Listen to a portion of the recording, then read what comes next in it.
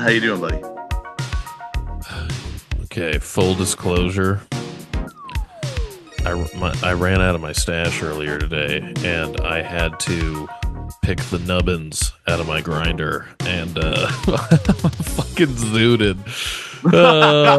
Dude, it's like the sticky stuff that stays attached to the metal part for like 3 years.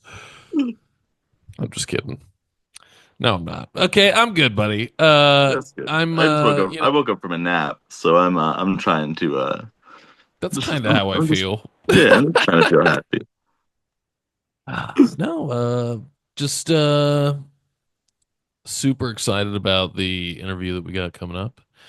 And I've been thinking a lot about Sabu and just seeing the amount of people that are acknowledge like the amount of wrestlers who are acknowledging everything that he did and how underappreciated he is. I kind of got to thinking and you know, yeah. That dude was so when I was a kid, ECW was like long gone. I was I was with Do Rag Vince at ECW, right? And so Sabu was there a little bit. But I was once YouTube started coming around, that's when you like look at the old ECW clips and all that kind of stuff. I was like, fuck, dude, this guy was and I loved how he would come out with the Hannibal Lecter thing and the oh man. Yeah, just the lights on, lights off. That was him. Wasn't Undertaker. That was him. Yep. Um, just the tables, the way he would use the tables. And I was watching a highlight montage. We got Creed playing in the background, that kind of thing. Last night of Hold me Sabu. now. Yeah. And, Hogan talks a lot about, or has mentioned how the leg drop just messed up his back. Dude, all Hmm. Sabu did was leg drops and backflips. Yeah. The amount of pain he must have been in, especially when we saw him at his last match, was oh my god, I can't even imagine. So that So, was my mumbo jumbo about ah, Sabu. dude, what I think is crazy about Subby. So we're filming this, right? We're talking right now. It is May 12th. We were at Sabu's last match on April 18th. That was less than a month ago, where Sabu was just walking around. Sabu was like, we didn't go and meet Sabu because at least I'm speaking for myself. Because Sabu was a scary dude.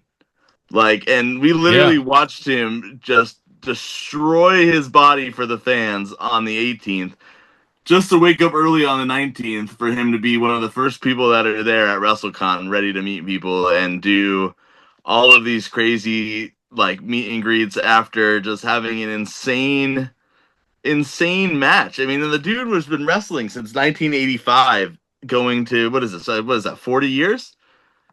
something like that. Yeah, 40 years.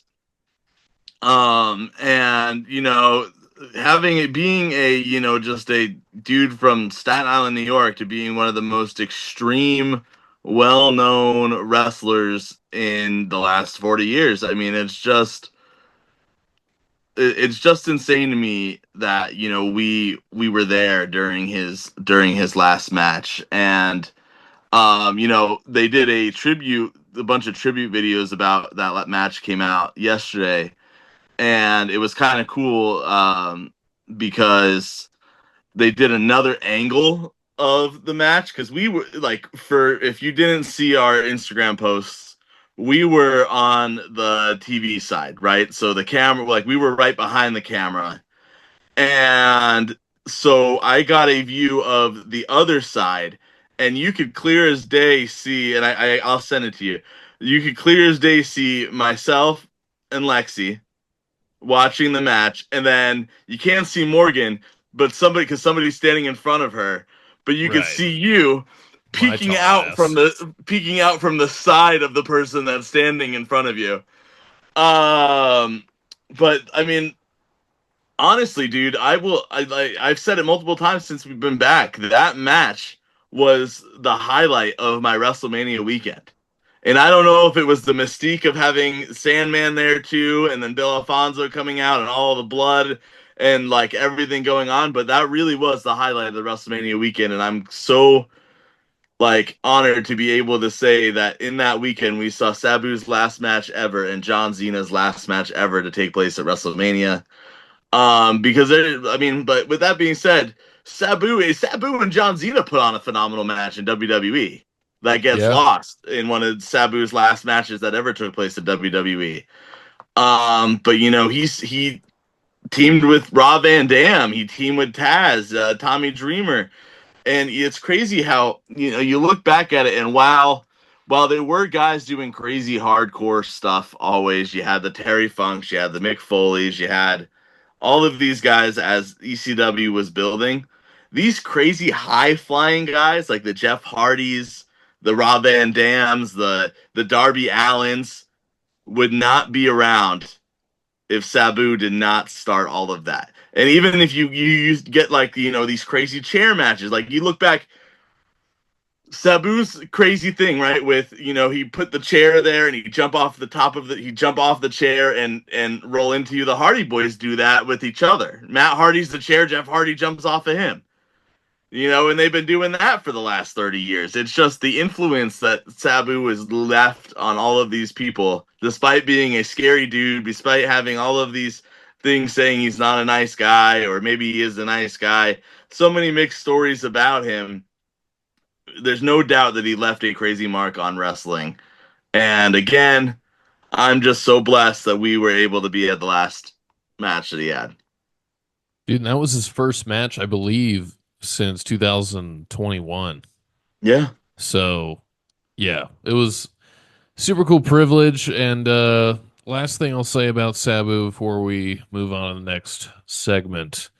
Um, like you said, there were hardcore wrestlers that like came before, and Sabu wasn't like the first hardcore wrestler, but Hmm. I think this is a good like fair thing to say. He was the first wrestler that made himself the weapon. Yeah. He wasn't about like just I need to power bomb you through a table or I need to hit you with a chair. No, he was going to use the chair in his move. Like he was going to put it under his leg when he gave you a leg drop. When he was putting you through a table, I saw a clip of him last night with the thing I was talking about. The first thing they showed was a guy on the floor. I don't even know who it was, and a table was laid on top of him. And Sabu came in from the corner to the middle of the ring and just stomped on the table and Yeah. and shattered it. I'm like, I don't think McFoley ever did that. I don't think he No. could have done it, but he was just and then wrapping himself in the barbed wire and I oh, heard this. I don't know if you listened to Busted Open today or not. I knew I needed to, but I wasn't But able to. So I'm gonna go on they YouTube did and they rewatch. did a tribute to Sabu, and they were telling this crazy story. Apparently, as much as this dude liked barbed wire and was on all these barbed wire matches, he wasn't a fan of needles, and so like if he needed stitches, he just didn't want to get sewn up. So there was the match he had. I want to say it was with Terry Funk with a barbed wire match that he had, and he ripped his arm open all the way to the bone, all the way down, but he didn't want to get needles. So what they did is they took like duct tape and they duct taped his arm shut until somebody could get back from the gas station with super glue, and then super glued after they had their tape, undo the tape, rip the tape off of, so open up the wound again by ripping the tape off, and then tried to super glue the wound shut. Apparently that didn't work, and he still ended up with like 100 and something stitches. But Yes, you think? um, I don't know. It's just crazy, crazy dude. Man, Yeah, he was a and it legend. goes to show you too that you could. It just goes to show that anything can happen in a month. Yeah, I So would love to hear Joey Janela talk at length about how he feels right now. Well, and they said too on Busted Open that if it wasn't for Sabu, Joey Janela wouldn't have been able to go, oh my God. Or not Joey Janela, Joey Styles Yeah, wouldn't have ever been, oh my God. But yeah, I mixed up the two. You said Joey Janela. that's all right. That's all right. We're all over the Listen, I place. bet Joey Janela's upset, but at the same time, the dude is dating Megan Bain. So, Wow. Well, with speaking of that, Megan Bain, anything regarding AEW you want to talk dude, about? dude, all right, yeah, let's go to last week in wrestling because Yeah, we're changing the name of that, by the way. Excuse us for not knowing how to use a calendar. yeah. So let's go back. Let's talk about last week in wrestling, and then let's just, there was nothing significant that happened last week in wrestling that requires going through the whole entire card. Looking at AEW Dynamite, for example, it was a fairly good episode of Dynamite, but at the same time, they're really pushing what is it, Beach Break or Bash at the Beach, whatever the next show is. Bash at the Beach is WCW though, I think so it's Beach Break. Beach Break. We're 2 weeks away from Double or Nothing. So I'm hoping by this Wednesday we start to shape out that card a little bit more than the only two matches that have been announced. But I did like the whole opening segment with Offspray and Hangman on Dynamite, and I like that they're finally getting the Don Callis family right, in my opinion, adding more and more people to it. Somebody as influential as Don Callis, I just think that's good. I what's it called? Megan Bain, speaking of Megan Bain, she would got involved and Harley Cameron got involved in the Fatal Four Way match with Tony Storm, Thunder Rosa, Penelope Ford, and Anna Jay in a championship eliminator match. I've always been a little confused by the eliminator matches. Yeah, it I seems don't like understand how they work, and they're doing another eliminator match coming up this Wednesday, where Sky Blue is going to be part of it, and there's two other mystery people. My guess is Mina Shakazawa or Shakira. What Mina Shakira? I can't. I don't remember her last name or how Marina to say it. Shafir. No, no, Oh, Mina. The one that Tony Storm, or that Mariah May was all in love with, and I don't know, somebody else returning. What was cool, the highlight for me of all of Dynamite, Nick Wayne versus the Man Beast Rhino. Speaking of Sabu, him and Rhino, multiple matches with each other. I think the very first ECW One Night Stand they fought each other. I'm sure they tagged with each other a million times too. It's always good to see Rhino as a surprise. I'm a big Rhino guy. They were right next to each other at WrestleCon signing autographs, Sabu and Rhino. yo, Um, and honestly, I want to see more happen with this MJF. What is it? Hurt Syndicate stuff going on. But MJF's got to hurt somebody. yeah, Who do you think he's going to um, hurt? How is he going to hurt him? well, he beat up the Martins or one of the Martins, and I don't know. Maybe he beat up both of them. I don't know. He beat up Top Flight. Um, but then you had Collision was on Thursday because of the stupid NBA. Because apparently people like basketball more than they like wrestling, which I don't never understand. And I played basketball, and I've never wrestled a day in my Especially life. Collision. Yeah. But Tony Storm again starting Collision out with a killer promo where Chilla tits there's out. so many innuendos in there, and it was just absolutely great.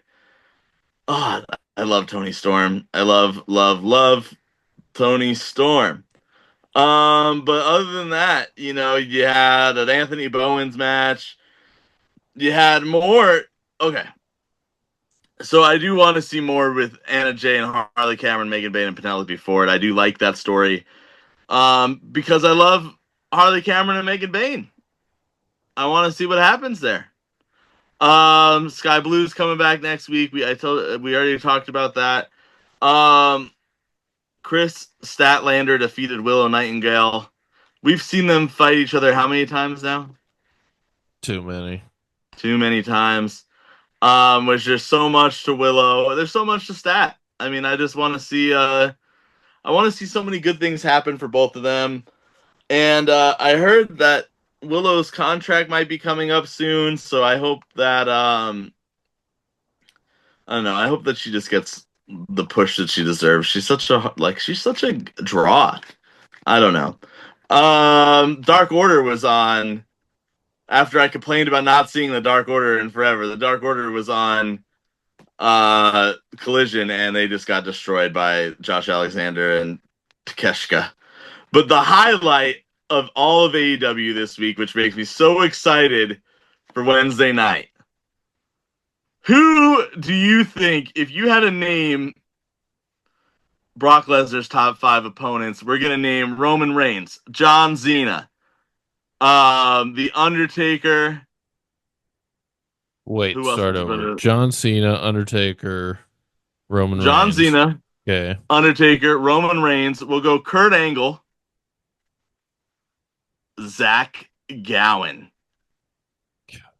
See, this Zach is why I Gowen. have nothing to contribute to these AEW reviews. Zach Gowen. Dude, you remember Zach Gowen? Yeah, I remember him because he's Yeah. so fucking old and irrelevant. Oh, I remember that guy. Dude, Ugh. Zach Gowen. I am so hyped to see old man Zach Gowen take on Ricochet and a match that no doubt Ricochet is going to win.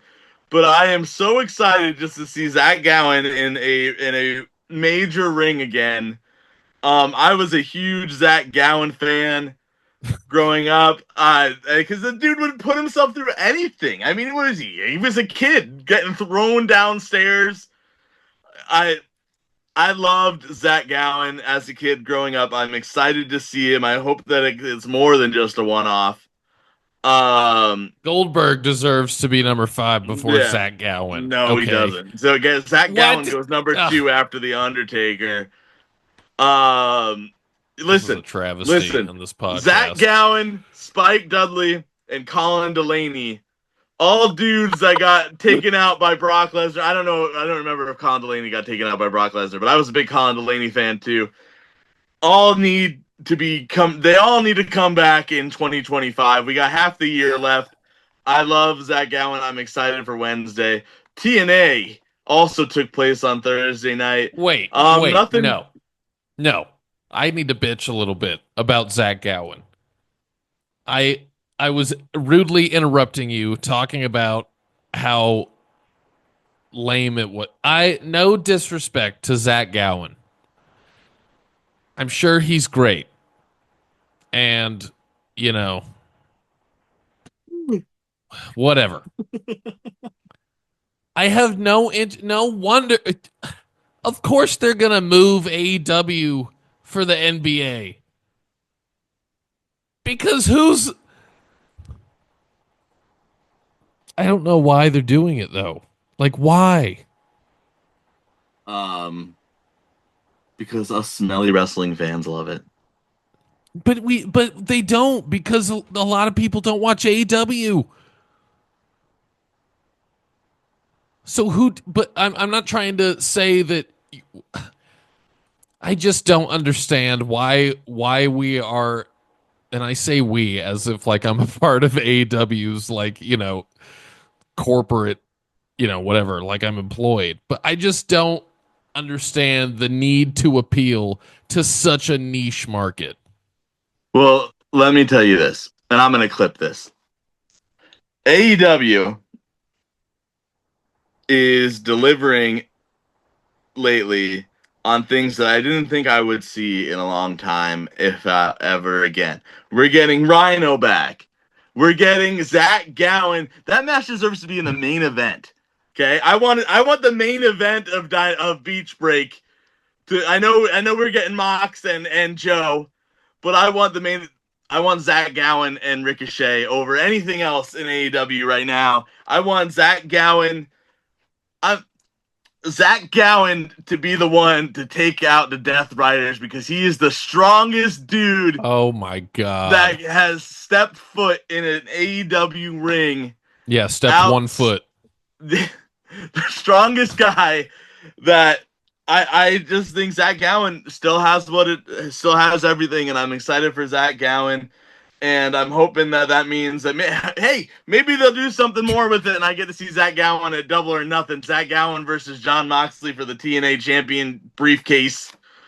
And overall, AEW, please give us a media pass. Let's move on to TNA. Ugh, it bothers um, me. It bothers me. Nothing But crazy happened go on ahead. TNA really outside of a couple of things. Brittany Brooks, I've talked about her on the show before. I think that she is also one of the futures of women's wrestling. I am a big Brittany Brooks fan. She has wrestled all over the independents. Huge out here in Arizona, huge in California. Would love to see her on a Dream Slam show at some point. That'd be cool. Um, just big fan of Brittany Brooks. She took on Victoria Crawford, aka Alicia Fox. There was a dog collar match that took place on TNA, which I thought was wild. Nice. Um, but other than those two things, at uh, the TNA event that's taking place in Canada, the Hardys are supposed to go up against the Nemeths for the tag team championships, except for the fact that Jeff Hardy can't leave the country, so Matt Hardy has to find a different partner. And they bluntly said that um, on TNA, which I thought was interesting. All right, now SmackDown. We already got into Backlash. We know what happens after. That they did the whole thing where Randy Orton faked out John Cena because there was a fake Randy Orton. Spoiler alert: it was actually Sean Spears in a mask. That John Cena gave the AA to the. He should go back to calling it the FU if we're getting heel John Cena, but It was so cool when it was called the FU. yeah. I liked the Aleister Black Carmelo Hayes match was awesome. Um, Zelina Vega's back, or not Zelina Vega's back. Alexa Bliss is back again, and she was Selena Vega's partner. Why? This is what pisses me off. This is what I'm pissed off at. Why is Alexa Bliss Selena Vega's partner instead of doing stuff with the Wyatt Six? Where are the Wyatt Six? Why are we not getting anything with the Wyatt Six? And I thought, okay, maybe Alexa Bliss is going to come back right now, and then we're going to get a hint at the Wyatt Six and something like that going on after the match, or this was just a way of bringing her back and getting her in that picture so the Wyatt Six can help her be in the title picture and do something there. Except we get this weird segment after the match where Charlotte Flair is throwing a temper tantrum, freaking out, and then Alexa Bliss is there when she's trying to leave, saying, "Hey, we need to talk." What are we gonna get? Charlotte Flair and the Wyatt Six? It's freaking Why? stupid, dude. Okay, why do Pisses you me off. want Alexa Bliss in the Wyatt Six, who has, and we talked about it, who has done nothing but not great things since because their debut? because if they're going to do something great with the Wyatt Six and want to reintroduce them as they weren't doing anything because their leader wasn't really there. Like Uncle Howdy's not really the leader. It's Alexa Bliss. She's the only one out of all of those people that really was with Bray Wyatt at the end. Uh, She should be the one to manifest them and bring them back in Bray Wyatt's memory. And if they weren't going to do something with the Wyatt Six, then why have her come out with the stupid doll and still do the whole Wyatt gimmick because when they didn't know what to do with her. but she was done with that. She was done with that when Bray Wyatt died. By the time Bray Wyatt died, she was done with that. She If was back to she, being normal Alexa Bliss. if they try to hook her up with the Wyatt Six, dude, she's gonna get swallowed by the black hole of supernatural wrestling gimmicks. But And they just she is already taken enough time off to where she will be future endeavored, and she'll be the next AEW pickup, and then she'll go into the Hall of Fame in 2036. And like, so does that mean I'd be do you think care. we could get a Ryan Cabrera concert at Double or Nothing? I'm just Um, saying. I'm just saying. You got to no, be careful what you wish for, because I I personally think she would do so much better just pre spooky stuff. Let it go. Let I'm Karrion not Cross do the disagreeing. spooky. I'm not disagreeing with you. That would see. I would love I would love Karrion Cross to do something with the Wyatt Six too, and use them. You know, but I think that they're gonna Karrion Cross is gonna do something with the Righteous, which would be cool because they hinted at that, and now the Righteous are not in an AEW contract, which I wanted them to be in WWE to begin with. But I'm not disagreeing with you. But then they need to get rid of the stupid doll. And Should have done that already. She shouldn't have come out yeah, with a then Royal there's Rumble no like that. they shouldn't be there shouldn't be both. Both shouldn't exist. It doesn't make sense to have No. Alexa Bliss with Lily and the Wyatt Six as something completely different. Mankind never wore tie dye. You know what I'm saying? Yeah. Um it just doesn't make sense.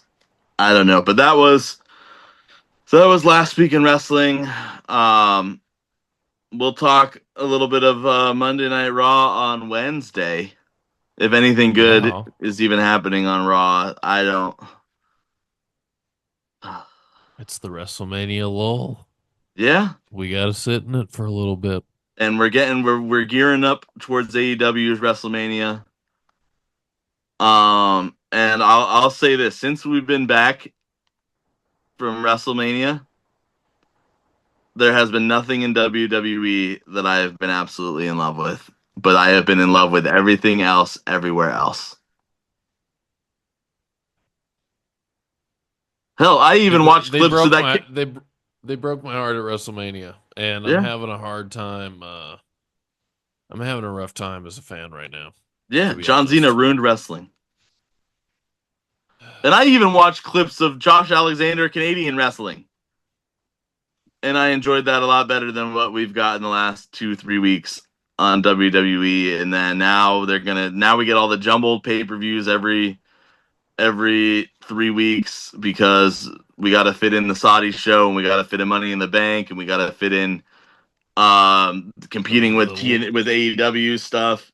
Then the I don't know, man. AAA NXT Yeah, AAA crossover. NXT crossover. When is that? That's the 7th of June.